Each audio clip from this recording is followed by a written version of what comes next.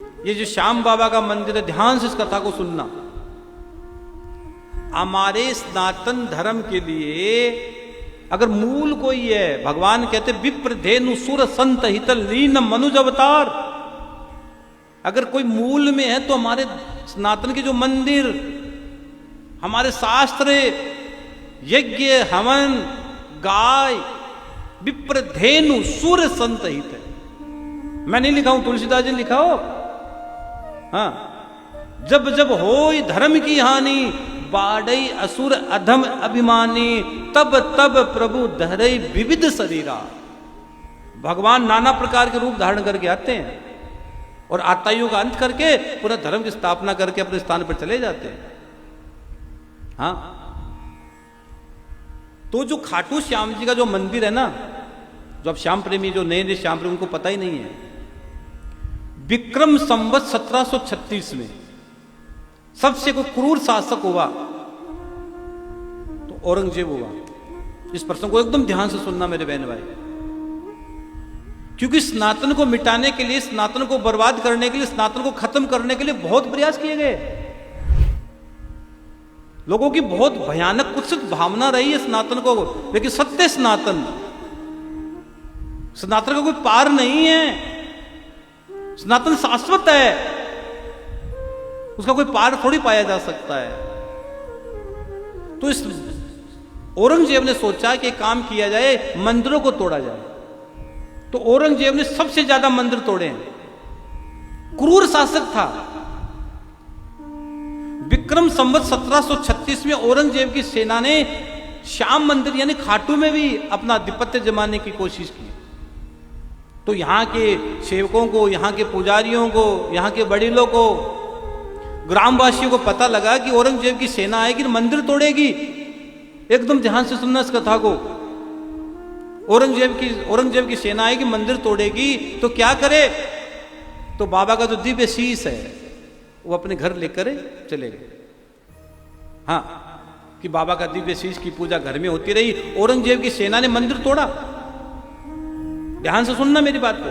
औरंगजेब की सेना ने मंदिर को तोड़ा श्याम बाबा के, और विक्रम संवत 1777 में जो औरंगजेब का साम्राज्य खत्म हो गया, तो यहां के पुजारियों ने, सेवकों ने, ग्रामीणों ने, भक्तों ने मिलकर सोचा कि काम किया जाए। क्या किया जाए? कि बाबा को वापस मंदिर में बिठाया जाए, वापस मंदिर में बिठाया जाए। अब मंदिर में बिठाने के लिए क्या बनाना पड़ेगा? पहले मंदिर बनाना पड़ेगा। अगर बाबा को मंदिर में बिठाना है, मैं जो इस मंदिर की बात कर रहा हूं जहां आप रोज प्रणाम करते हो, कि बाबा को मंदिर में बिठाया जाए, श्याम बाबा को, अब मंदिर में बिठाने के लिए मंदिर बनाना पड़े। और बनाने के लिए क्या चाहिए बताओ? लक्ष्मी चाहिए, धन चाहिए। अब पैसा कहां से लाए? तो गांव वालों ने सबने मिलकर सोचा, एक काम करते हैं, राजा के पास चलते हैं। उस समय जो ये खाटू धाम भी था, जोधपुर का दिन आता था, जोधपुर के दिन। उस समय राजा रजवाड़े होते थे, राजा रजवाड़े होते थे, तो जोधपुर के अधीन ये मंदिर आता था, खाटू आता था। तो क्या करें? चलो राजा के पास चलते हैं। राजा कौन थे? राजा अभय सिंह जी थे। और अभय सिंह जी बहुत अच्छे राजा थे, लेकिन उस समय उनका अपने भाई से संघर्ष चल रहा था। अपने भाई के साथ उनका आपस में कोई ना कोई बात चल रही थी, तकरार चल रही थी, सत्ता का संघर्ष चल रहा था। दोनों भाइयों में लड़ाई चल रही थी, झगड़ा चल रहा था। तो गांव के कुछ बुजुर्ग लोग, सेवक, ब्राह्मण लोग मिलकर कहां गए? राजा के पास पहुंचे। किसके पास? अभय सिंह के पास। ध्यान से सुनना, यह कथा बहुत अद्भुत कथा है। राजा अभय सिंह जी के पास पहुंचे, और राजा अभय सिंह जी ने जैसे ही देखा कि खाटू से आए हैं, तो राजा अभय सिंह जी ने खूब मान सम्मान दिया। आओ पधारो, बैठो। जलपान करवाया, भोजन करवाया, और भोजन जलपान करवाने के बाद पूछा कि आपका आने का क्या कारण है, आप किस कारण पधारे हो, आप आदेश करें। तो यहां के लोगों ने कहा कि हम, औरंगजेब की सेना ने मंदिर तोड़ दिया, हमको वापस श्याम बाबा को मंदिर में बिठाना है, बाबा को मंदिर में विराजमान करना है। तो इसके लिए हमको क्या चाहिए? धन चाहिए, हमको मंदिर बनाना है। एक बात का ध्यान रखना मेरे बहन भाई, अगर आपके द्वारा जीवन में एक मंदिर बन गया, बहुत गहरी कोट कर रहा हूं इस बात को, आप चाहो तो लिख लेना, अगर आपने अपने जीवन में एक मंदिर बना दिया, एक मंदिर जीवन में बना दिया, तो आपके साथ क्या 100 लोगों की पीढ़ियां तर जाएगी। अगर आपने मंदिर बनाने के लिए भूमि दान कर दिया, अगर उस भूमि में मंदिर बन गया, तो आपकी जन्मों जन्मों की पीढ़ियां तर जाएगी।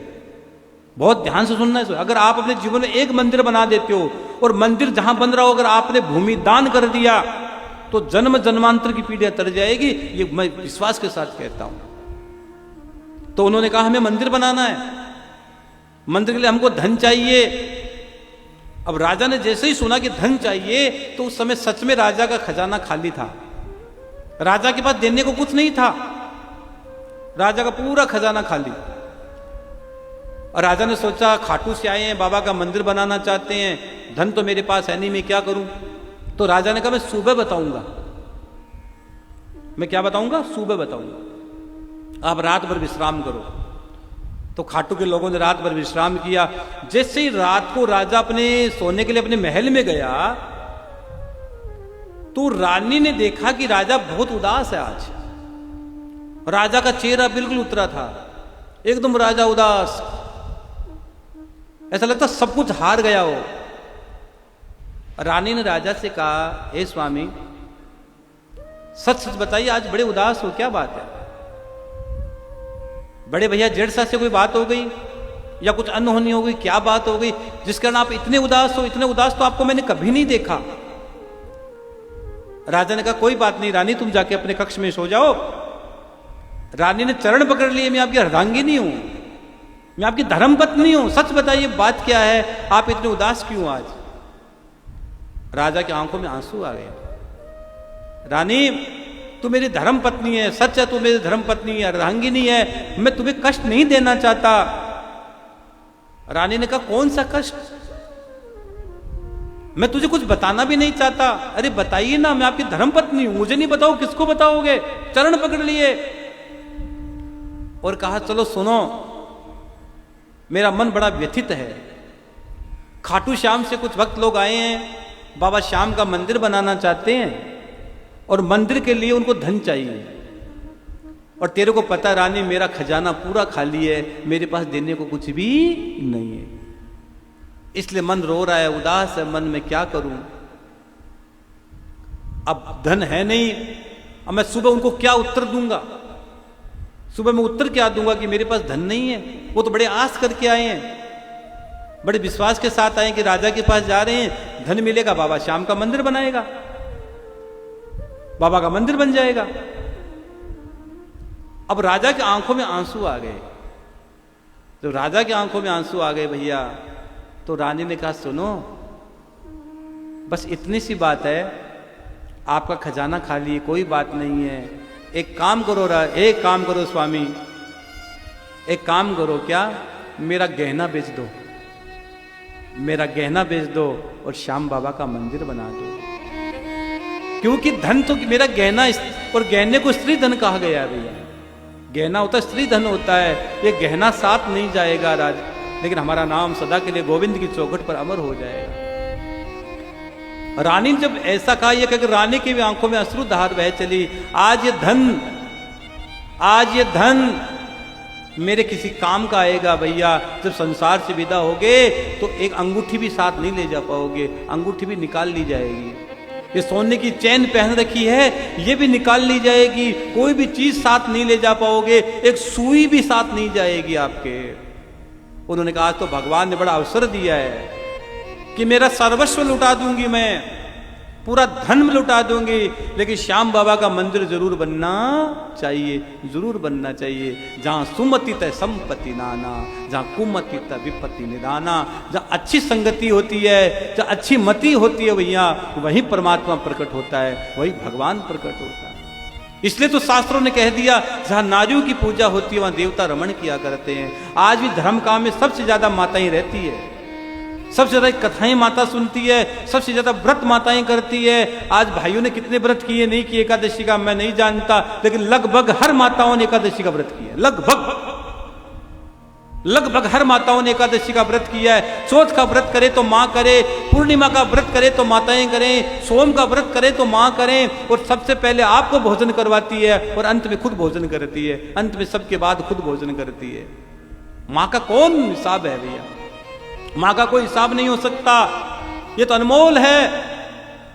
इसलिए शास्त्र को भी कह दिया गया, जहां नारियों की पूजा होती है वहां देवता रमण किया करते हैं। उन्होंने कहा, हाथ जोड़कर कहा, स्वामी मेरा धन लगा दो, और सुबह जाकर कह देना, ले जाओ जितना धन चाहिए, मुझे और जितना परिश्रम करना पड़ेगी मैं करूंगी, लेकिन श्याम बाबा का मंदिर जरूर बनना चाहिए, जरूर बनना चाहिए। ये है मेरे बहन भाई बात।